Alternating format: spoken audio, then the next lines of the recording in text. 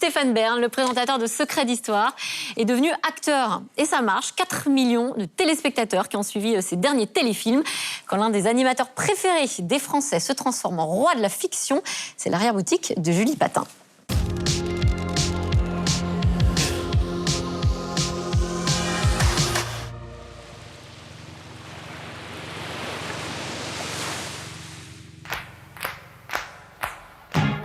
Tournage dans 30 minutes.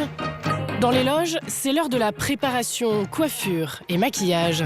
J'ai pris le soleil ce week-end. Non, j'ai pas pris beaucoup. De toute façon, le soleil du mois de novembre est pas... Tout comme pour une émission de télévision. Mais aujourd'hui, Stéphane Bern n'est pas présentateur, il est comédien. C'est lui qui incarne le héros de la série Belfond sur France 3. C'est bon, je connais mes textes. Oui. C'est bon Ouais. Ah ben vous savez, quand vous êtes comme moi, il faut en faire 2 fois plus. Hein. Toujours à l'heure, connaître son texte au cordeau. Sinon, les autres ne font pas de cadeaux. Hein. Et c'est qui celui-là, l'animateur qui veut faire l'acteur? Le mois dernier, un premier volet de la série a été diffusé. Je vous demande solennellement de condamner à la hauteur de l'ignominie du crime commis. L'emphase de Stéphane Bern a séduit.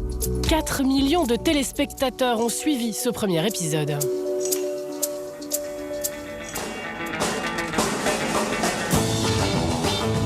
Comment ça va? Bien et toi? Ouais.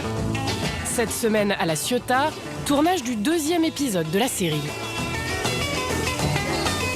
Et après, c'est quoi que tu dis, toi, Stéphane? Mesdames et messieurs, calmez-vous. Mon client a été innocenté. Voilà. C'est pas une comédie. Hein. Georges, qui a écrit ça, là? C'est intéressant et marrant pour tout le monde de le découvrir autrement que par des secrets d'histoire. Moi, je trouve qu'avec la robe d'avocat, il est totalement raccord. Allez, on y va? Allez, on bouge plus, c'est clapé. Action! On va publier des démentis dans la presse. Ça prendra du temps, mais je vous garantis, votre nom sera lavé. Qu'est-ce qui se passe? Derrière la caméra, 2 sœurs, Émilie et Sarah Barbeau. À elles, la charge de coacher le jeune comédien plein de doutes. Le premier Belfond, il nous a dit vraiment je suis jeune comédien, n'hésitez pas, expliquez-moi. Il m'a dit, si vous dites on la refait, je veux bien la refaire autant de fois que vous voulez, mais vous m'expliquez bien pourquoi. Il est, comme dit Émilie, il est à l'écoute et il est humble. Le tournage du jour se passe dans la rue.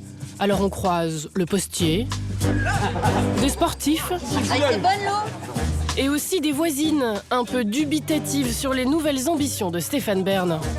Ah, c'est provençal, hein. Il dit juste putain. Je le préfère dans les reportages historiques. Non, rentrez vite, rentrez vite. Ou peut-être parce que quand on donne une autre casquette aux gens, c'est vrai qu'il faut s'habituer. Je pense que c'est ça.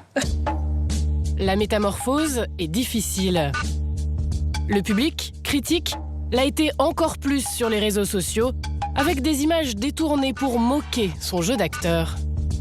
Stéphane Bern qui joue dans une série, je le trouve pas crédible du tout. Ça fait la 2e fois. Nul. Évidemment, vous me voyez avec un gun, les gens se posent la question, ah bon, c'est lui, c'est pas lui. Et donc il y a des parodies, mais c'est bien. C'était soi-disant à mes dépens, mais en fait, ça a plutôt fait de la promotion, ça fait le buzz autour du téléfilm. On faut couper. C'est super. Alors là. Mais en tout cas, sur Stéphane, c'était super. Il est où, Stéphane? Malgré tout, Stéphane Bern y croit. À presque 60 ans, dont 30 à la télé, il est prêt à mettre de côté sa carrière d'animateur. L'animateur télé qui fait des émissions d'histoire et qui dit « suivez-moi dans 20 ans », je vais pas y aller avec mon déambulateur, si vous voulez, ça va être ridicule. Alors qu'un acteur qui arrive, j'allais dire, aux abords de 60, 70, puis 80 ans, ben on dit « ah ben tiens, il a pris de la bouteille, lui ». Non, je vais peut-être lâcher, vous savez, de certaines animations de télé que je fais par tradition, comme ça, je peut-être... on va réorienter mes priorités, voilà.